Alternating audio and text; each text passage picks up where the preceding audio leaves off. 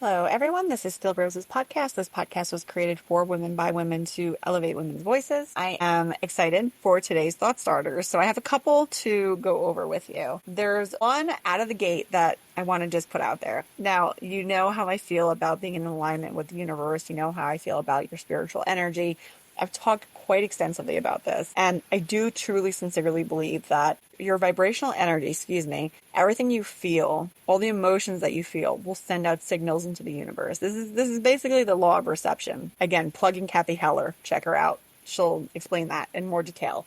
But the law of reception essentially is everything that you feel and everything that goes on inside of you and in your life is sending out a signal that is going to bring things back to you that match your current signal. So it's essentially like a radio dial. If you're tuning yourself appropriately, you're going to get the station that you want. If you're tuning yourself something that's not good for you, you're going to get a station that you don't want. She explains it better, so I still advise checking her out. This is a huge thing that a lot of people don't understand. I didn't even really understand it until a couple of years ago. And a quote that I just saw recently on Pinterest is, "It's already written in the stars. Flowing with life means letting go of control and trusting that your soul already knows the way." You know in your core, and I am gesturing to literally my chest down into my stomach, you know in your core, if you're listening and in tune with yourself, you will know when something is coming your way that is meant for you. You ever have those gut instincts that somebody asks you a question or somebody introduces you to somebody? That's actually a pretty obvious one, but like if somebody, is like, "Hey, I have this business trip we need to take, I'd like you to come with me." And you kind of get like a little bit of a feeling inside that's like, that felt like something. The more in tune that you are with yourself, the faster you can recognize and the louder it actually gets. Like, "Oh, go, do it." Actually, I'll give an example, a personal example, which I love to give to all of you. I've been trying to rethink the podcast and how to format it to fit my life now. Because what I've done in the past is usually I'll take about a month or so. I will do a massive amount of recording within these couple of weeks. And then I spend a couple of weeks having to edit all the episodes and post them for the following season. That's how I've been doing it for the past, 2 years, 3 years, Lordy. Anyway, that's how I've been doing it for the past couple of years, or since the beginning of time. That's always how I've done it. That doesn't really fit anymore. It doesn't suit anymore. And so I was shower thoughts, right? So I'm taking a shower and I sent a prayer up and I said, "I just need a sign. I need something." Actually, no, this was before the shower. I said to myself and to the universe out loud, I said, "I need something. I need a sign." Because what I was doing before does not feel good anymore. This is not how it doesn't flow. Like I don't feel that excitement. So flash forward, I'm in the shower after I put this out into the universe. I'm like, I need something else. I need a sign. I need to know what to do here because I don't want to leave the podcast. You guys have heard me talk about it a couple times already. I'm trying to figure out what to do because what I was doing isn't working anymore. And it kind of just hit me like a bolt of lightning. All of a sudden in the shower, in my head, "Jenny, just do lives every Sunday.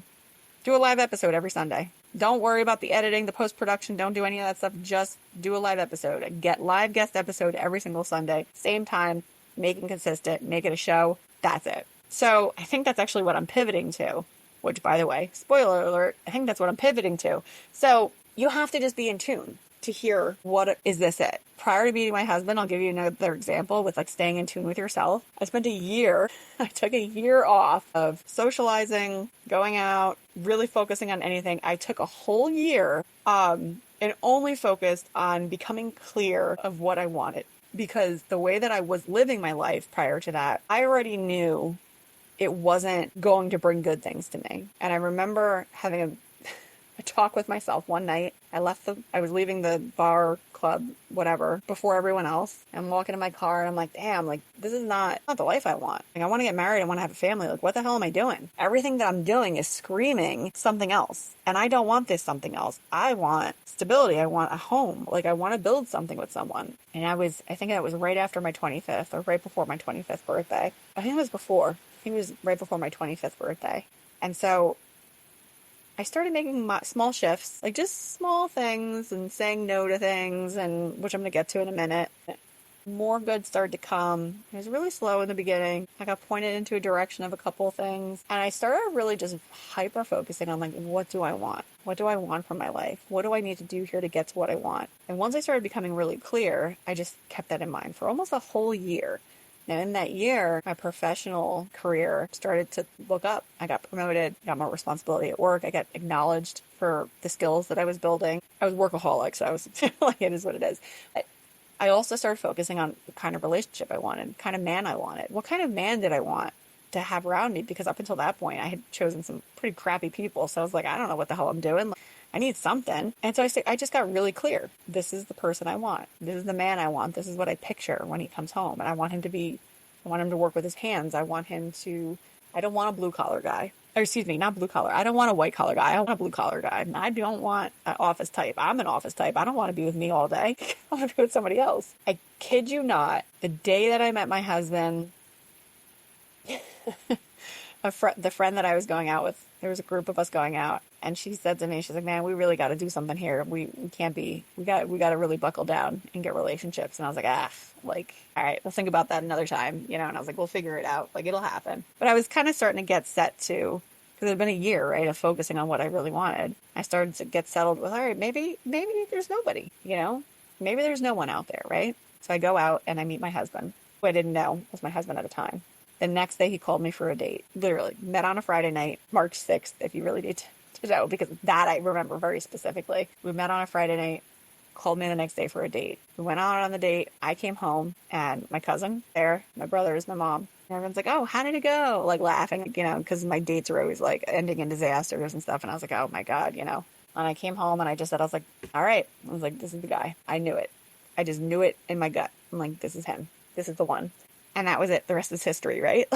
I just knew. So the point with all my blabbering here about this and my kind of just yammering on is we always know our tuition is incredibly strong, but we've been guided, and by we, I mean women, have been guided to ignore your intuition.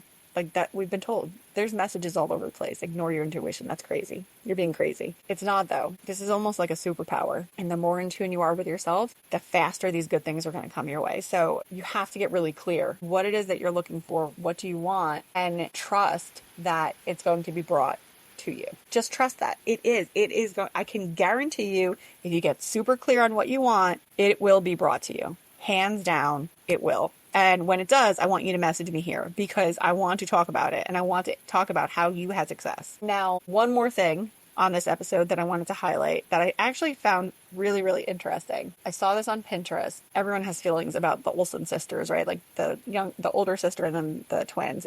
But this thing that I saw here on Pinterest, they were doing an interview and they said one of the most important things that they learned from each other and that they still to this day will lead on basically is that no is a full sentence. No, hard stop, full sentence. You might be hearing me and being like, what do you mean? Like, what are you talking about? What I mean is somebody asked you to do something. If somebody asked you for something, if somebody asked you anything, you are allowed to just say no. Now, I can hear some of you kind of like in your head, like, yeah, of course, like I could just say no. Yeah, no, you can just say no. But the key here is you do not have to justify that no. You just don't have to justify it. No, hard stop. I find myself spinning my wheels a little bit here and there where I'll be like, no, because, I just really wasn't comfortable. And then I'm like starting to explain myself and I'm defending my response and why I said no. And I'm like, no, well, not today because none of us have to do any of that. Now, I'm not saying be rude. Like, I'm not encouraging anyone to go out there and be a jerk. But, like, if somebody says to you, oh, I'd like to take your kid out. I'm going to take your kid out. And we're going to go to the beach. And it's going to be a great day. Maybe you know this mom and they feel comfortable enough to say that to you and that they're going to take your child with them. You have every right to say no. I say no all the time. 110% say no. Right now, my kids are at an age where sleepovers have started to happen, and my kids desperately want to do it. Ask me all the time, when can we have sleepovers? No. Like, no, you can't. Can't do it. They're like, well, so-and-so. I'm like, that's fine. I'm like, you're not doing it. I'm not doing that. I'm not in it. I'm not ready there. No. Like, no. And I've had moms ask me, like, oh, they're allowed to sleep over. Would you like it to be a sleepover party? I'm like, no, I'm sorry. I'm like, I'm not there. Not happening. That's it. It's really that simple. But for women, it's like a challenge. We have a hard time just saying no. And I want to put that out there. And I actually kind of want you guys to noodle on it. Really pay attention to how you respond after this episode. And if somebody puts something out there to you and they want you to do something, I would be very interested to hear if you're able to pull this in and be like, no, hard stop, and move on from there. Now, maybe sometimes light explanation is needed. Like again, like I'm not trying to say anyone be rude, but you are allowed to just say no. You don't want to do it. No, no, thank you. That's it. It's kind of like amazing when you say it out loud because it seems very simple, but for some reason we struggle with it. So, I want to leave that with you. I'd be very interested to hear if any of you achieve your no's. Message me here. You can send a text to me directly through wherever you're listening to the podcast. You click in the episode description, there'll be a link there, and you can reach me directly and give me feedback. Somebody did already from Minnesota, and I'm very grateful to this person for reaching out to me directly. So please feel free to use that link. I hope you all enjoyed this little mini-sode, and I will catch you on the next one. Take care.